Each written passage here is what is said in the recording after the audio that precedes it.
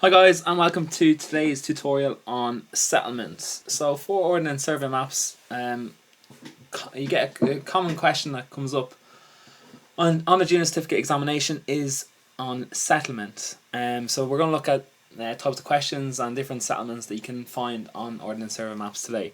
Please remember to subscribe to our YouTube channel. If you want more videos, check out our website, and if you want to keep up to date with the latest news, follow us on Twitter and Instagram. So, the different types of settlement you can have three different types of settlement. And the first one is ancient settlement, the second one is rural settlement, and the third one is urban settlement. So, in the rural settlement, you can have a nucleated settlement, you can have linear settlement, and dispersed settlement. Okay, so what does that actually mean?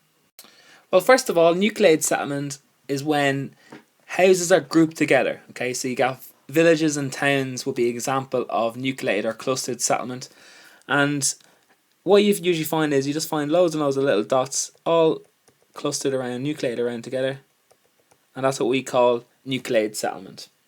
Then you have linear settlements. This happens when houses are built in a line. So you might have a main road, and either side you kind of have houses, and they're kind of built in a line. So each of those little dots is a house, and it's built in a line. So that's why it's called linear settlement. And the last one is dispersed settlement, and this happens out in the rural areas, and that's when houses are just scattered bitty. Okay, there's only a few little houses, and it kind of looks like this in the map where you'll see one or two little houses scattered over the place, and that's what we call dispersed settlement. The next settlement you have is ancient settlement, and ancient settlement is known as is shown by antiquities. Antiquities on a map, on an ordnance survey map, are always in the colour red. And antiquities include like things such as megalithic tombs, holy wells, standing stones, and ring forts. And they're always in the print of red. They're always red in colour. The next settlement is the urban settlement, and this is where towns and cities usually form. This is a really, really important question that seems to come up in the junior certificate examination a lot.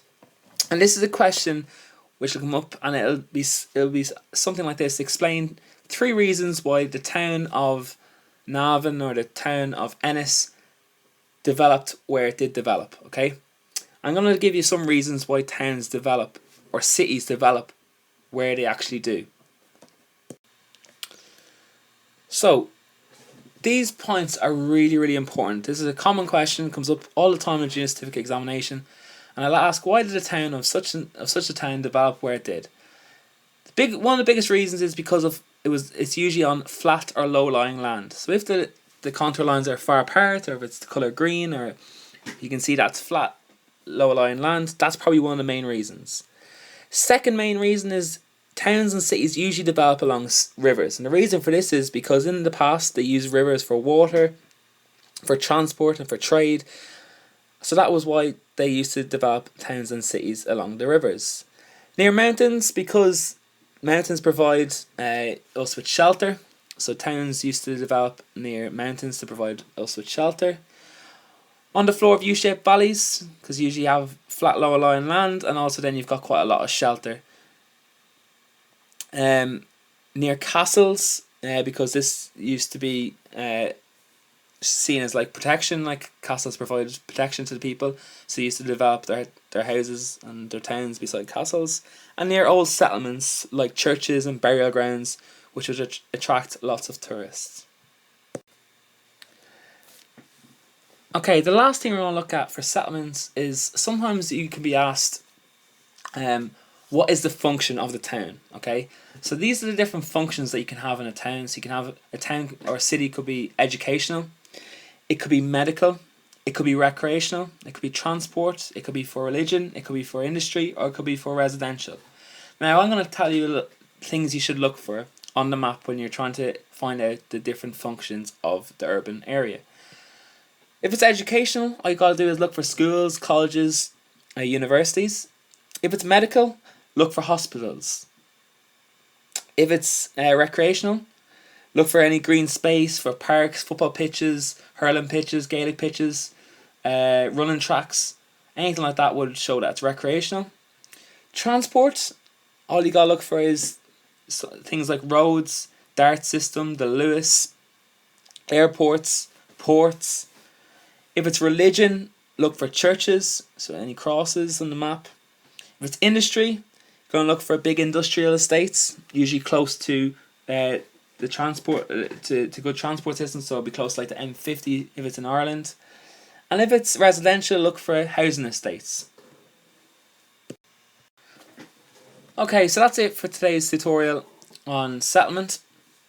We looked at the three different types of settlements, so ancient settlement, rural settlement, and urban settlement.